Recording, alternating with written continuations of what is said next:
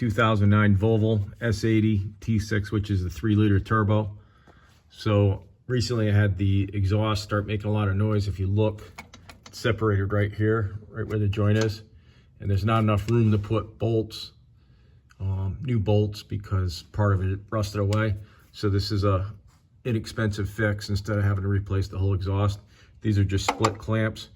This is 2 1/4. In the back side I have 2 3/4.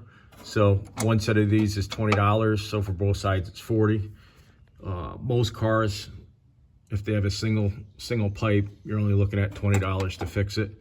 And it beats having to cut this off and installing a new flange on each side. Or, like I said, buying the whole exhaust, which would cost you thousands.